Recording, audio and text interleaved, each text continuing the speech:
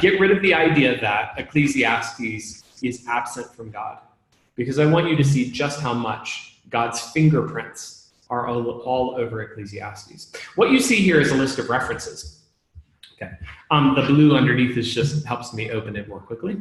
But you're seeing a huge number of references that talk about God in Ecclesiastes. And it's just all over the place. Here you can see it this way. If you want to just scroll through Ecclesiastes, I'm just doing this not to read it, but just to show you. Look at the word God, obviously in red. And if I'm just scrolling through Ecclesiastes, the point I want to make to you is you can't say that Ecclesiastes is absent from God. You can't say that Ecclesiastes is what philosophy looks like without God.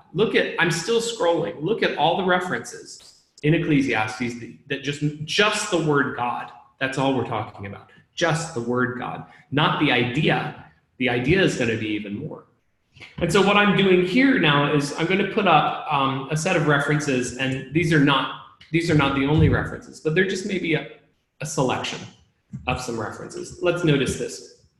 Chapter 1, verse 13. God has given to the children of man a task.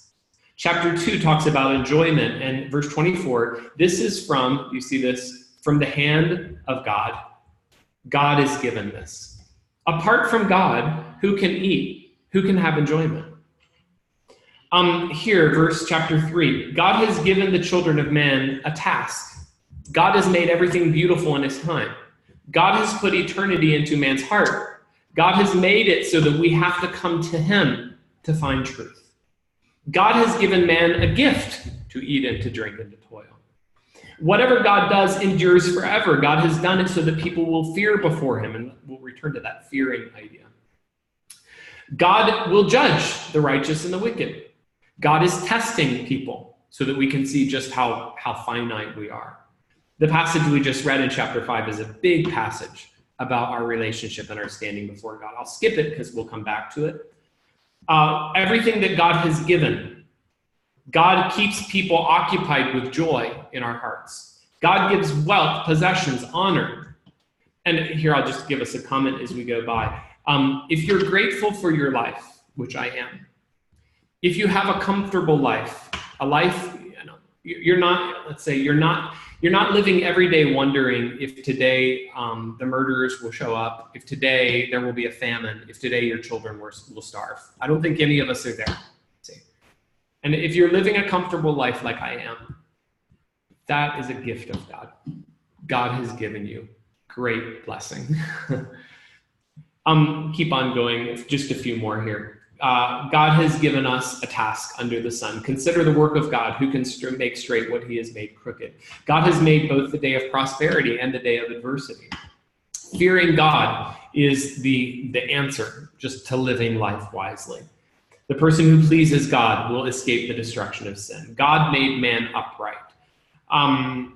And here, chapter 8, it will be well with those who fear God. Okay, I'm actually going to stop there. The number of references is immense, and this is still just a selection. It's just a selection of all the references that exist. Okay, well, if that's there, then kind of what are the concepts, or what are the big ideas? I've shown you a lot of references. Let's try this. Anything that occurred to you as you were watching that, just general ideas or patterns you noticed, any patterns that stuck out to you as in, this word or this phrase or this idea just seemed to come up a bunch of times. Anything? Anyone have a thought or a pattern you noticed just from that brief survey that we had?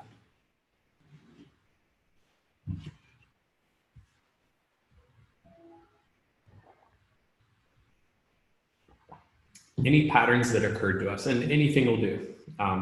Feel free to make any suggestion. Any patterns that stuck out to you as we read were kind of ideas, things just stood out to you about God's action, what God is doing. Okay, maybe I'll give you another couple seconds. Anything that stuck out to you about God's action, phrase repeated, and anyone can drop something in.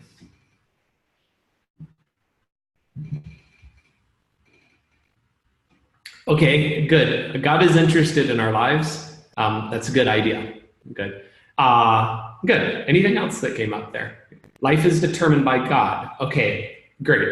And the concept here is this is kind of a sovereignty idea, right? In other words, life is not just random. And this is interesting. The two comments that we've had here both are deeply related, aren't they? Life is not just random. There is a designer. There is a purpose, even a personalized design for each person. And so God is paying attention. He's not just a distant, kind of deistic, a God who's completely separated from the world and does not pay any attention. Okay. Good. As you have other thoughts, feel free to drop those in. God cares for man. Good.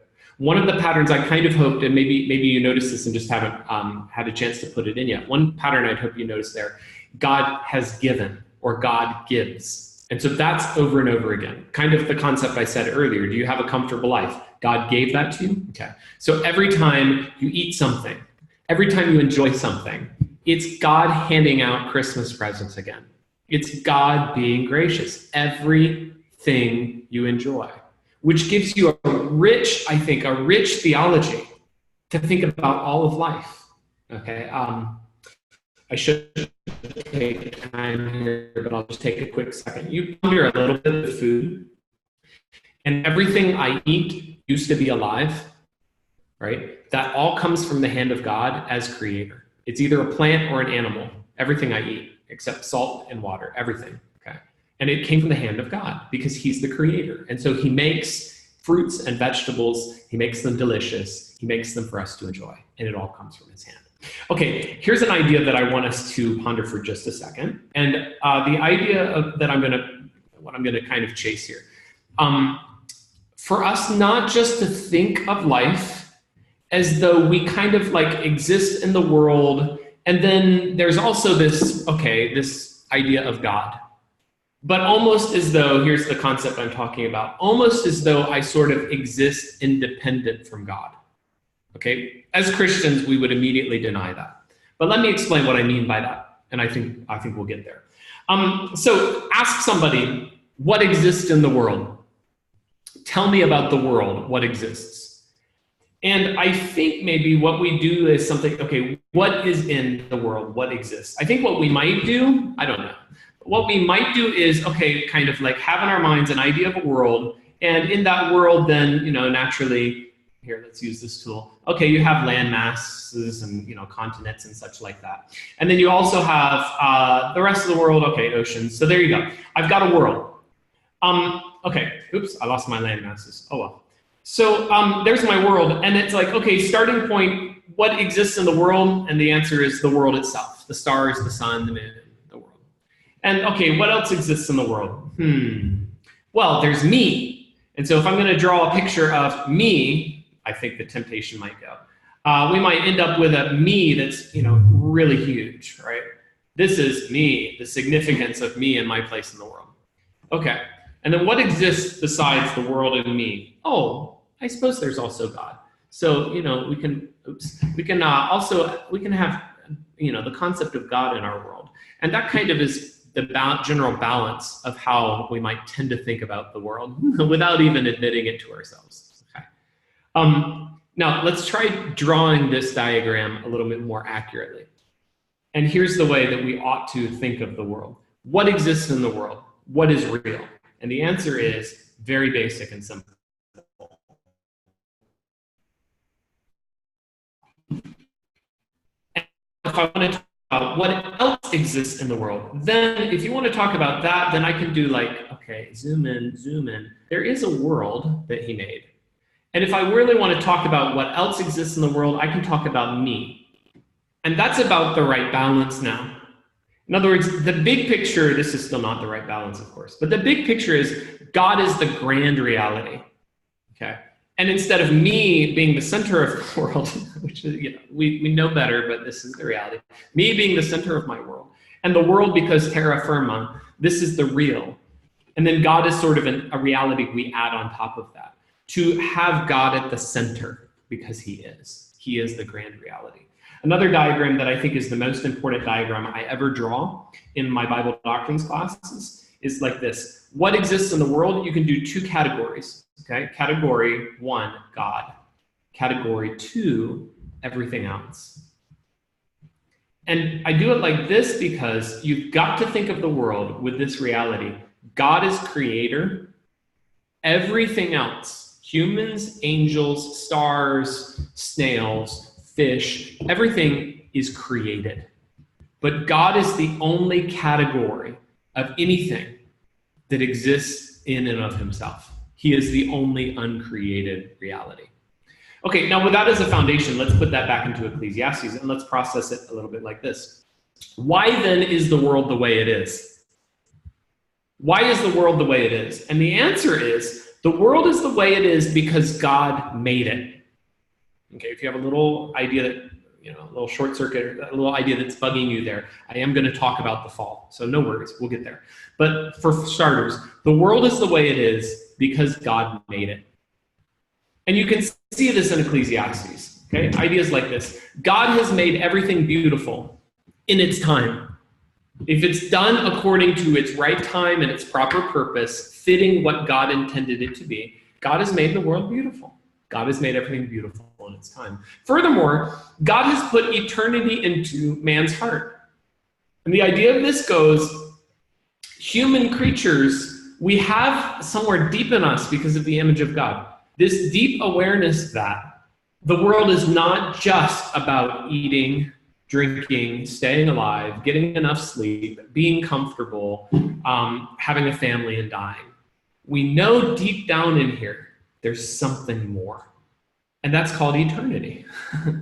And no dog has ever in the history of the world walked around and pondered the significance of its existence. Why do I exist? What is my purpose? These are not dog questions. See? But the human creature has to ask these questions. How do I live well? These are questions that God has placed in our hearts. And yet this last part, yet so that man cannot find out what God has done from the beginning to the end. The concept of this, so we understand it, the concept of this is, and yet not so that we can go out with a spade and a shovel, a microscope and a thermometer and be able to answer all the questions. In order to answer the questions of life, you'll have to talk to your creator. That's the idea of chapter 3, verse 11. So God has put something in our hearts that says we know something weird is going on in this world. We don't quite understand it, and we'll have to turn to the revealer to understand it. Similar idea going forward. God, whatever God does endures forever. Nothing can be added to it. Nothing can be taken from it. God has created this world. It exists. We exist. You're alive. You're a creature that does live and does think and will die and has to process these questions. God has done it so that people fear before him. Now, chapter 12, verse 1, just the way that it refers to God as our creator. In chapter 12, verse 7, it refers to the Spirit returning to God who gave it. Both of these being echoes of Genesis 1 to 3, 1 to 2. God creates man, breathes to him the breath of life. God gave man his Spirit, and the Spirit will return eventually to God who gave it. Okay, those ideas, but then notice here's a little hint in chapter 7, verse 29.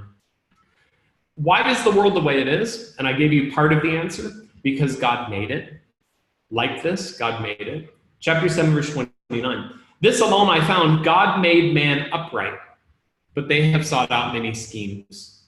The idea of going, God made us the right way. We, like sheep, have gone astray, if you want to say it that way. Isaiah 53 type of concept. God made us good. We made us twisted. We made us perverted. We messed it up. And that's the next piece of the story. Okay, the next piece of the story is not just that the world is the way it is because God made it that way, but the world is also the way it is because of this fact, the fall.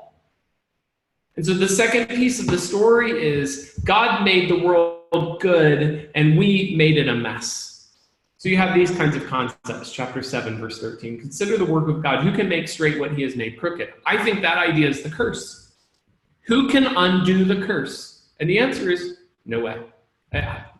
Try what we might. any human is limited in our power to undo the curse. And so you're not going to erase the curse. You can't make it go away. Chapter 7, verse 14. God has made both the day of prosperity and the day of adversity. Those both come from the hand of God. Chapter 8, verse 17. Man cannot find out the work of God apart from God. Man can toil, he'll never be able to answer the questions by himself without God's help. And the idea here now is going that because of our sin, we are limited, we are weak, we're broken, and we struggle. Here's kind of a transformative view of the curse that I think will help us process the theology of the curse in a better way. View the curse itself in a way, this is a subtle idea, but follow me through with it. View the curse itself as God's goodness drawing us to him.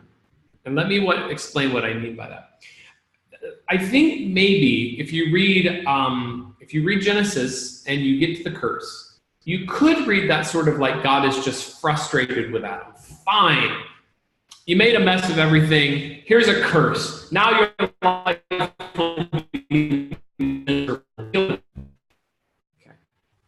And there is definitely a righteous anger for sin. I mean, it's a curse. It is a curse. So I'm not trying to undo that.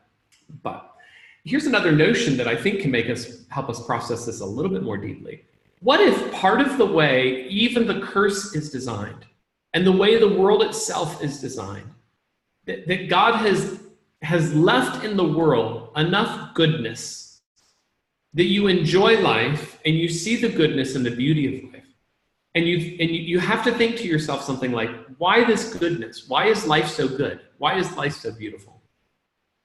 And yet through the curse, he has also allowed us to recognize that sin is awful and sin destroys, sin kills. And so some of the way even that he has set up the world is for us to experience both the goodness that comes from him and the horror that comes from sin. And by living life and experiencing goodness from his hand and horror from sin, he is really, truly drawing us back to himself.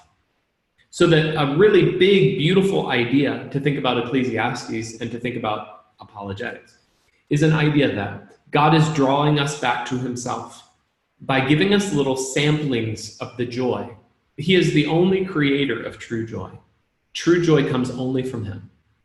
And as we enjoy life, he's giving us a little taste. Is that beautiful? Is that rich? Is that a wonderful thing? Yes, it is. Does it completely satisfy you? No, not yet. It is wonderful. It is beautiful, but it's not completely satisfying. Okay, God says to us, if you'll pay attention to the source, I'm the one that gave you any true joy. And if you'll pay attention to the source, the most horrible things come from sin. And so if you want to know true fulfillment and true joy for all eternity, come to me. And we have an idea here that life itself is designed as God's goodness to draw us to himself. Okay, now that's a concept. Let me try to talk about it from Ecclesiastes and look at some ideas here. So we see this in Ecclesiastes chapter 3, verses 10 and 11. I've seen the busyness that God has given the children of man to be busy with. He has made everything beautiful. He has put eternity into man's heart.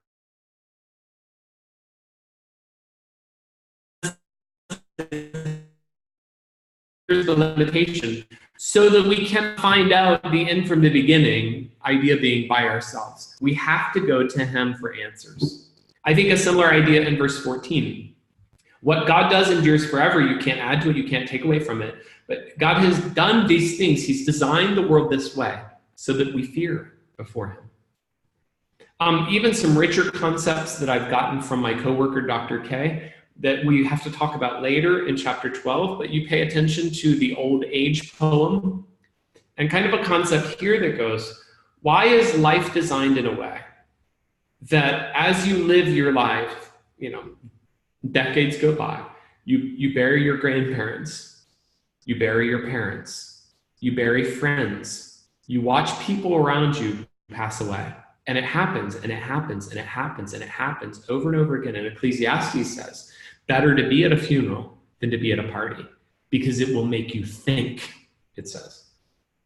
Why does God design it like that? If not to put before us this just constant reminder, you'll die. You're going to die. Life's not forever. You're a creature. You'll die. And the conclusion goes, fear God and keep his commandments, because you're a creature that will pass away. Even in the curse, I think in the frustrations and the vanity of life, he is pursuing us. That he has created a world, even in the curse, where we can see his goodness and we can know that it brings meaning. And we also see the brokenness of the world, that it cannot answer our longings, and we're forced to seek him. Okay. And some related questions here. We talked a little bit, I guess I didn't develop this idea so much, but a concept you can talk about from Ecclesiastes. Why can human beings, we did. Why can human beings be so kind and so sharing and so concerned about other human beings? I mean, they can be really heroic and they can be really awful. And it's the same creature.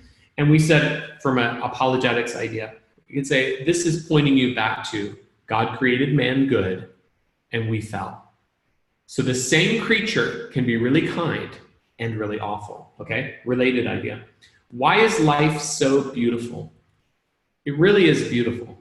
I mean, think of all the tastes and the smells and the landscapes and the beautiful places you can go to, and just the enjoyment of life. Family, relationships, good conversations, good books, good food, green tea. I mean, there's just so many blessings like this. There's so much to enjoy in life. Why can life be so beautiful and also so frustrating? And I don't think you can come up with a better explanation than this. God made the world good. Sin broke it. Okay? So do you enjoy the beauty of good things? That's from the hand of God. Every enjoyment you have, if I take a swallow of my tea, the enjoyment of that, it's from the hand of God. Okay? But that's just a crumb compared to the true joy he gives. And so I look at the enjoyment of little things and I remember the giver, and I long to be with him who gives true joy that is not like the vanity of Ecclesiastes.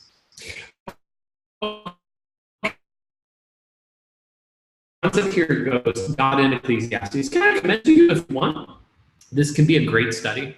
I had my class do this. This can be a wonderful way to spend time and just read through every reference to God in Ecclesiastes. I'm happy to, let's see how quickly I can share it with you. I'll try copying these out and putting these in the chat. But you could do it that way. You could just read through Ecclesiastes yourself and look for all of the places and highlight them. But a really, really great study that you could do is just to go through, look at these references and see, what does God do? How is he presented? What do we see him doing? And kind of notice themes and patterns about God in Ecclesiastes. It's a beautiful study, and I hope you'll think about it as a possible thing you could do in your devotions. Okay, so these were some of our ideas. I did not unpack this very well, but we could talk about this if we had more time. The idea of enjoyment and joy as a gift from the hand of God, and just the reality of everything you eat. Try this as a thankfulness. Try calculating how many meals you've eaten in your life. The number I came up with, around 40,000 times, assuming no snacks, which is clearly not true. 40,000 times I've eaten. Every single meal came from the hand of God. He gave that to me. Okay, to process that a little bit. Both the strength that comes from it, just the sheer enjoyment that comes from it. Okay, pause there. If you have questions, please feel free to drop that in the chat. But I won't take time to wait for questions. If you have them, please don't feel reluctant to it's not an interruption at all. Please do feel free to ask a question. But let's do this. Let's go to Ecclesiastes 5:1-7 again, and let's think about that for a second. Okay, so this is the passage that we've already looked at together. We spent a little time, we read through it together. What I'll do this time, instead of reading through it, I will read through a paraphrase I wrote, and I'm not offering this to you as an alternative translation. This is just a method I think you can use in your own Bible study. As you learn phrase by phrase what a passage means, it can be really fun to try to sit down and try to say it in your own words. Understand your words are not Bible. Great, okay. but try to restate it in your own words, I think makes you look at every word and try to figure out if you actually understood. Okay? So here's an attempt at a paraphrase. Verse 1, be sensible when you enter God's presence. Go to listen and learn, not just to do your thing. Some people are so clueless, they don't even realize that they're wicked. Here, I have an idea. Let's put this side by side so you can even also see the actual text of Scripture as I read. And that might even help you kind of process what I'm doing with the paraphrase. Okay, scrolling down. Verse 2, hold your tongue when speaking to God. Remember where you live and remember where he lives and control yourself accordingly. Verse 3, people scurry around because they're living in a dreamland of their own making. Just like that, a fool runs his mouth because he's that clueless. So verse 4, when you tell God you'll do something, do it right away. He doesn't bless fools. Say what you said you'd do.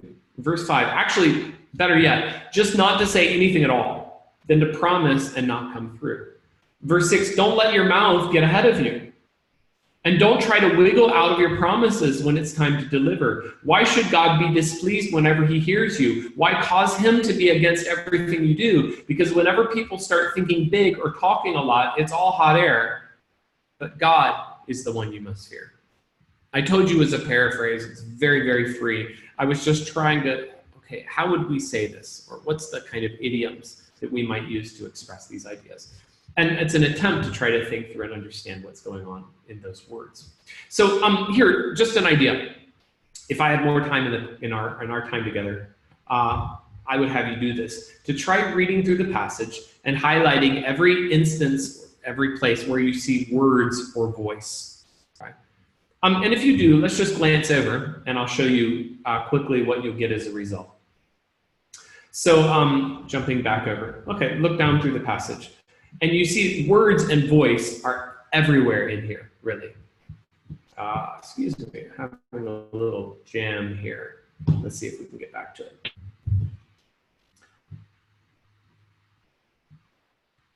Okay, here we go. Here, verse 1, to listen.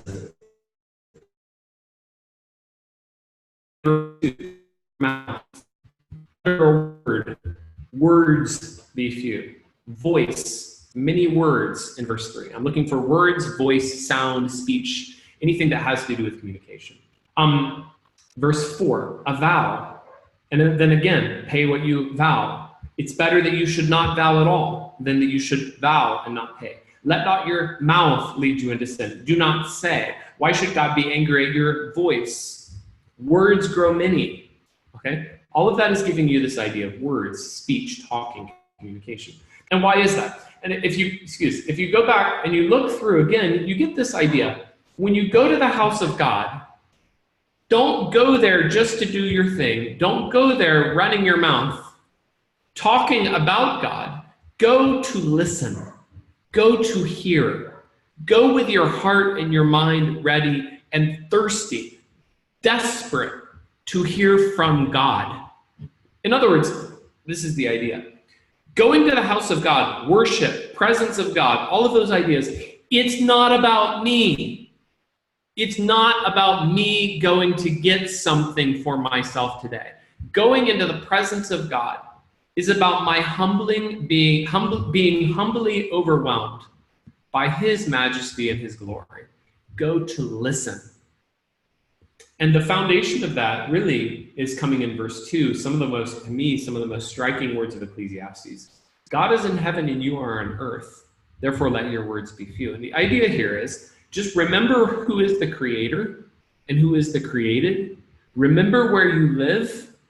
And if you just start there, then religion, going to the house of God, is less about me and my running my mouth and my talking about what I think about God, and it's immediately about my listening to hear what he has to say to me. Okay, that's one idea. Another idea that's a key phrase controlling this section, if you look down through the passage, again, if I had more time, I'd say, let's take a moment and do it, but I'll just through the passage, there's a key phrase that controls the whole passage, kind of the climactic statement. and at least for me, I think as I understand the passage, it's this last phrase. Okay, echoes of it earlier, like the God is in heaven, you are on earth concepts. But down there in verse 7, God is the one you must fear, is a really significant phrase. And some of the reasons why this is significant, God is the one we must fear came up earlier in chapter 3, verse 14. And then if you fast forward the end of the book, the conclusion of the book, fear God and keep his commandments. Okay, it comes up one other time, I think in chapter 7, fearing God idea. So it's a big theme of the book, and it's actually the conclusion of the entire book. You must fear God. And that's why I'm arguing that final phrase, God is the one you must fear, is a really core concept for this whole passage. Some big ideas in here. Number one, if it's necessary to use words carefully with people, how much more with God? And the idea here goes, words are powerful and words can destroy, and you can pour out foolish words, okay? But the argument of the passage goes, in the presence of God, if I say I ought to learn to be a listener with other people rather than just running my mouth all the time. Okay. Why? Because other people have wisdom. Wisdom is not just with one person. So listen, hear what they say. How much more with God? That's the argument. And second here, don't just walk freely into the presence of God as if it's nothing.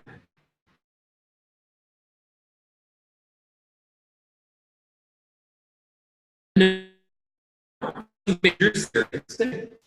here's a passage that kind of gives us this idea. He says, I saw the wicked buried. They used to go in and out of the holy place, and they were praised in the city where they had done such things. This is vanity.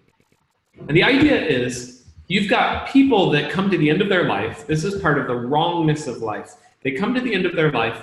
They're wicked, and everybody kind of knew they were wicked. But even though, in spite of their wickedness, they would go in and out of church, and they were also, part of the church establishment.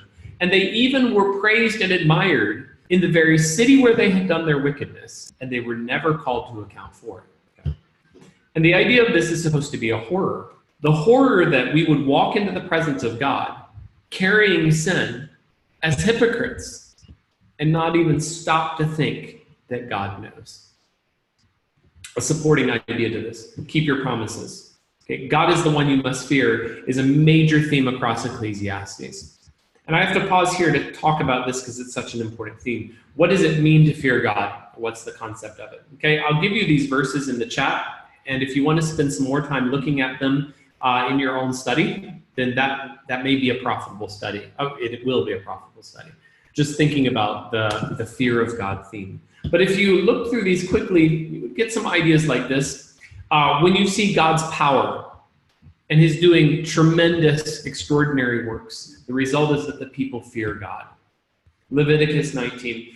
If you honor the gray-headed and you are gracious to other people, right, you will fear your God. I am the Lord. You will keep the commandments of the Lord your God by fearing him.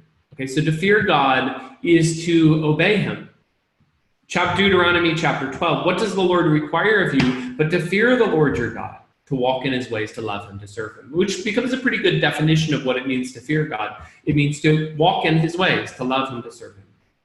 Chapter 9, verse 10 in Proverbs, the fear of the Lord is the beginning of wisdom, the knowledge of the Holy One is insight. And then the conclusion of the book itself, of Ecclesiastes, fear God, keep his commandments. This is the whole duty of man. And so what, if I'm asking now, what does it mean to fear God? And I'll give you some points here in just a second, but I'll start out with an illustration. Helpful for me anyway, is to think of when I was growing up, and if I was, let's say in a group, we're at a church occasion or something, there's people all around, and I'm misbehaving, which, as I remember, only ever happened twice in my whole upbringing. No, just kidding. It happened twice a week, maybe twice a day. But as I'm growing up, and if I'm, disobeying or not being well behaved, I might look across the room, and my mom on the other side of the room, my mom had the ability to look across at me, and with just a look in her face, she could strike fear and terror in my heart. She just, and maybe nobody else would see it, but she could just look at me, and I knew I am in huge trouble. I've completely failed, right? Behavior changes. And that could be a pretty good concept of fearing the Lord. My parents was precious to me. And because I loved them, I was afraid. For her to look across at me, though, and give me that look, told me there are serious consequences to my behavior. And if it doesn't change, it's going to get worse. Okay? And it changes my behavior. And that's a concept of fear. So let's put that now into the theological framework. That's just an illustration. Here's a theological framework of what it means to fear God like that. Number one, I recognize who he is. I recognize God's great power and his holiness. And pause for just a second, having a little trouble making this connect. Let's see if we can get this to work.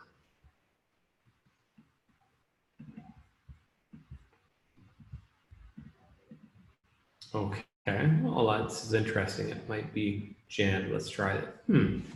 Okay. So I'll just give you some of the concepts here as I try to work it out on the other end. Number one, I recognize who he is. I recognize his great power and his holiness. Number two, I show respect that fits his glory. Right? Major idea, significant idea I've got to have. Number three, I understand reality as it actually is, which is there is a God and he's bigger than me. God is bigger than me and he is in control of my reality and my life. And number four, I obey him. Practical responses of doing what he tells me to do because he is God, because he is in heaven and I am on earth. And therefore I humbly bow before him. I humbly turn to him as the one who controls my reality. Okay, those four concepts, I'll drop those in the chat for you here as well. And I think maybe you might see that on your screen here as well. Okay, concepts, core foundations for thinking about the fear of God and what that means for us. So how do I put this now? I'm going to turn from kind of the concepts we've discussed. How do I talk about this in terms of applications, practical applications, things that connect to my life and how I will live on a regular basis? Just before I do that, a concept or a question that came up in the chat is really good. And I very strongly agree with what the discussion you had here was. How do we think about talking in the presence of God in respect to prayer? A really good answer is what another person dropped in there. Jesus' concept, do not heap up empty phrases, as the Gentiles do. Okay, so there is a kind of prayer, I guess, that is, what do you say? It's turning into a thing about us, and not a prayer that says, in the presence of God, I humbly come, I express my desperation.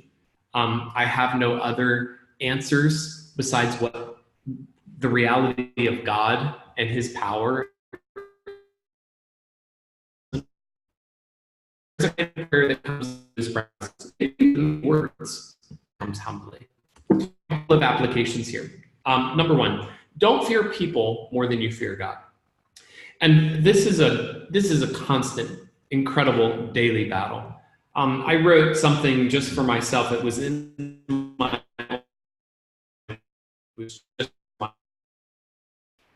but the concept of this is, if we ought to think about how to live life, we ought to have first and most basic priority God as the center and the core. And secondarily, we can think about what other people would be concerned about or how that relates to other people and their views. Okay, we do this exactly upside down. I think more often we live to please, number one, other people, or maybe ourselves, those two. And then somewhere out there at the end of the discussion, we might think about God. And just to have this concept in our minds, what will matter to me 30 seconds after I die?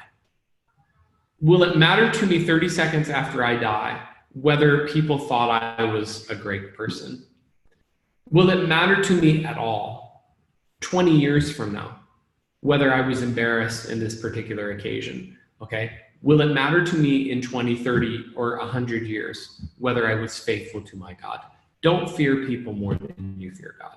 Make decisions that are controlled by what God thinks before you make decisions that are controlled by what people think. a kind of a parenting notion that comes to my mind because I'm a parent of young kids. Am I more upset when my kids disobey me in a public, embarrassing way? And if I am I more concerned about what people think about me and my parenting and my kids than I'm actually worried about my kids and their standing before God? In other words, as a parent, I ought to care very deeply about my children's relationship with God. And whether maybe in a certain setting that's embarrassing because something went wrong, that's not in any way as big a deal as this. Was God pleased? What does God think? Let that control my decisions. Number 2, don't just do church. Don't just be at church because you're a church kind of person. Because, well, my family, we've always gone to church. Don't just do church because you grew up that way. Okay, that's what, use Jesus' phrase, that's what the heathen do. They go to church because their family did. Okay, don't just do church. Be at church because you want to hear from God. And is it possible then, hopefully not, is it possible then that we might sometimes be driven even to do the right thing, like going to church, appearing at church, and being faithful, and so on and so forth? We might be driven to some of those things, and the stronger motivation is really, what will people think? Or this is just what we've always done, and it's kind of habit. And not at the core, because God wants me here, or because I desperately need to hear from God.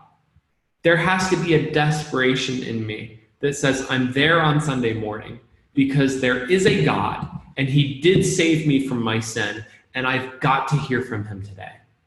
And absolutely any other sacrifice is worth it. This is between me and God. Number 3, don't say things to God that you don't mean. This is really convicting to me. Don't say things to God that you don't mean. Where am I getting that? Well, remember the statement in Ecclesiastes 5. Don't make a vow that you don't pay. If you're going to make a vow, then pay it. Better to make no vow at all than to make a vow and not pay it, okay? So how about this? Dear Lord, take the opportunity to evangelize. Okay? And what would follow from this is, so if he does give you the opportunity, will you take it? In other words, I would argue that a prayer, a good prayer, like, please, Lord, give me opportunities to evangelize, is a commitment. I call that a vow. When you say, Lord, please give me the opportunities, I call that a vow. You just said to him, Lord, I will take the opportunities. Okay? And so to ask a prayer like, Lord, give me opportunities to evangelize, is a vow before him to look for opportunities and to take the opportunities and to create opportunities and to be active making it happen, right? So don't say something just because habit. Oh, Lord, give me more opportunities to evangelize and bless today. Amen. If you say it, mean it. Lord, I want to do your will. Okay. And so maybe what we mean by that is something like, I want to know what job you want me to take or something like that. Okay. Don't say things you don't mean. He has told you, oh man, what is good. What does the Lord require of you but to live justly, to love mercy, to walk humbly with your God?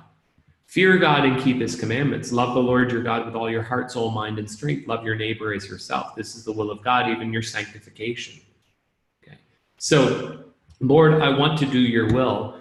And I suspect the Lord looks at us and says, well, very good. There's a bunch of verses you can get started on right away. Don't say things you don't mean. Say, Lord, I want to do your will. Let's do it. Lord, I want to do your will. Get busy. You've got a book. And he told you all kinds of stuff. And so start there. Don't say things you don't mean. How about this? Lord, please forgive me for my sins this week. Now, good thing that you ought to ask, actually better, today. This ought to be a daily prayer request. Okay. But I think the follow-up goes, are you serious about saying no to sin? right? Lord, please forgive me for my sins. Good. Tomorrow, let's try, by God's grace, don't do those things. Tomorrow, let's make some progress. See? And the fundamental core of Christianity is not you just do it, whatever. Okay, please forgive me.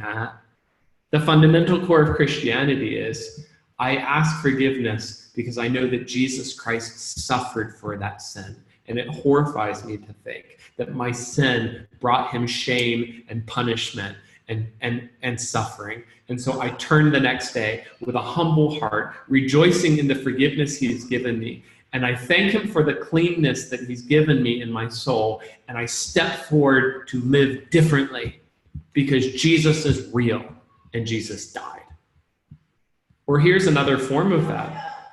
Dear Lord, please forgive me for my sins is an easy prayer to ask. How about this? Am I forgiving the people around me when they sin? Because you have this in the Lord's Prayer, right? Forgive us our trespasses as we forgive those who trespass against us. And then in case it's not clear, Jesus explains. So if you forgive others their trespasses, your heavenly Father will also forgive you. But if you do not forgive other men their trespasses, neither will your heavenly Father forgive you. And so to pray a prayer like, Lord, please forgive me for my sins this week, I will argue is something of an implied vow. Lord, I take seriously the responsibility to forgive the people around me the way you forgive me. And so for me to ask you to forgive me is for me to make a commitment before him that I am truly ready and willing to forgive them. I'm willing to show them the grace that God has showed me. Because don't dare ask forgiveness if you don't grant it, right? Don't ask forgiveness if you are withholding it from the people around you. Why does all of this matter? Because final application. Do you realize it's actually possible to go to church and to pray and to do religion, to do the thing, and leave God entirely out of it? Does that exist? Yes.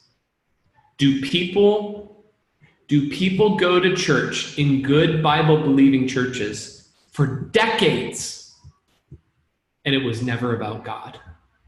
Yes. Don't be that guy. Please don't be that guy. When you go into the presence of God, Ecclesiastes 5, remember that this is real. It's not just a culture. It's not just a thing we do. It's not just a habit. It's not just about maintaining appearances before all the other people who will notice you there. God is in heaven. You are on earth. This is real. God is the one you must fear. Forget the people around you.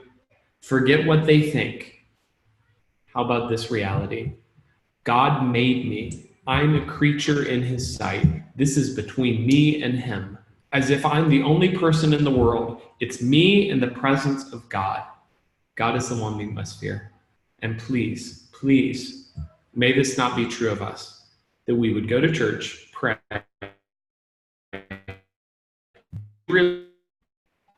and never invite God. Let that not be us. I think all of that is firmly rooted in the soil of Ecclesiastes, and particularly Ecclesiastes 5. So where we'll go in the future, we're coming towards the end here. 3 more. We will talk about the concept of enjoyment, which is huge across this book. We'll talk about chapter 11 to 12, aging, death, the ultimate conclusion, which is fear God and keep his commandments. And then we'll conclude out with Ecclesiastes in the context of Scripture. And we'll put Ecclesiastes in its place in the whole big picture of the Bible. Okay, I have officially 5 minutes. So that's what I aim for, to see if we have any other questions. Any questions? Anyone that wants to raise something or anything I left unclear that's confusing? We've had some good questions and some good context here for different things you've asked. Anyone that has a good question here? Just any question. Happy for any questions here.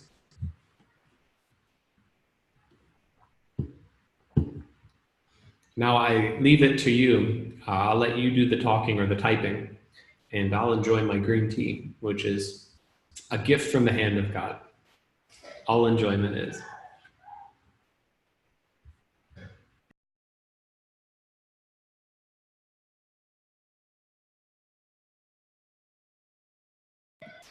Some of you that may have come in later for the course, I don't think I've mentioned this for a little while, but I'll try to pull it up here. We have an Ecclesiastes handout, kind of, it's not a handout, it's a booklet. And so if you have questions about Ecclesiastes, the goal of this, it's available for you just to spend some time looking at. It's got some devotionals in there, chapter by chapter, like study guide. So there's some things for you there if you don't already have that. And the idea of that is if you were interested, you could work every chapter or every week through another chapter. So there's some things there. There's also this that we did look at together, and I'll put it up on the screen again. But it's Ecclesiastes in one page, and that's also in the chat. Both of these, I just put the links in the chat. But I just gave you a general outline, some ideas, some patterns to look for. And then we'll talk about this in the future. This is kind of a diagram of the theology of the book. So anyway, feel free if those resources are helpful to you. There's some things there for you if you want. I'm just looking. I don't see any questions, so I guess that means I answered every question. I'm sure it doesn't. So anyway, if you have a question, feel free. You can save things up. If you want to kind of think about how to phrase it, you could always drop that in a future week so we can talk about it at that point. Always, if you want, you can message me. Happy to hear from you that way. We could stay in touch that way. That I could bring a question into the class from there. Here, this is interesting. You talked about, very good. You talked about gifts from God. These refer to more pleasant things. How about unpleasant things like trials? And it's good. Where I think I want to go for talking about that is if you want to think about Job. See, I think Job is probably, it's a wisdom book, right? And so I think Job is maybe of all of the biblical books, the one that's going to explore this kind of concept the most. Think about Job's words when this all starts. And he says to his wife, shall we accept good from God's hand and not evil? And his idea goes, both good and evil, they're both from the hand of God. Now, what's interesting about that? You can find the same idea happening in Ecclesiastes. Ecclesiastes will talk about both good and evil. What it means by that is the things we like, the things that we would give the thumbs up to on Facebook, as well as the things that we would choose the little crying guy, that face, that we would choose on Facebook for that. Both categories of things come from the hand of God. And then Ecclesiastes will say some things like this. He has made the day of prosperity and the day of adversity in order to teach us to consider. Or it will say, better to be in the place of mourning, better to be in the funeral than to be in the party, because then you will think about where you're going. You'll sit at the funeral, you'll look at the guy in the box at the front, and you'll think, someday I'll be in the box. Okay, how am I living today in light of someday being in the box? See? And so when you do that, I think what I get is the stuff that I call unpleasant is from the hand of God. The stuff that I call pleasant, also from the hand of God. It's all from the hand of God. Only thing I have to say to kind of make sure I fence everything in well there, clearly God is not the author of sin. So God does not create sin. But we can recognize that God uses sin, and in spite of sin, we'll say that people sin, God still turns it into good. Joseph, right? You meant evil, God meant it to me for good. So I think I want to look at these things and say they're also from the hand of God. Okay, and last question here: how about people who made vows when young and later we regret it? Will God be able to accept it if we can rephrase it later? And so. I guess where I would go with this, I think this is following after the pattern of Ecclesiastes and just a biblical framework. Somewhere in here we say, okay, maybe when I was 18 or something, I made a certain vow. I may not have understood life then, or it may not have been the path that God gave me. At that point I said, Lord, I'm going to go into ministry or something, and it never happened. Something like that. And I think the biblical framework for that goes, our God is not Allah. Our God is a gracious God. And so how would if I in good intentions promised my kids something and then an emergency came up and I couldn't do it, I told them I'd take them somewhere and then emergency happens and I can't. How would I handle that? And I would say, talk to my kids, explain the situation. So I think my best advice I would give here for, let's say, something like this, that maybe it bothers us. I made a certain promise, or I told God I would do a thing and I never did. I think my best advice here is, he's a person. Talk to him. We talk to him. He's a good and gracious God. And we communicate that to him with a confidence that, he's going to be reasonable. He's going to be fair. He's a God who cares. And so we talk to him. So I think that's the best answer. It's a very good question.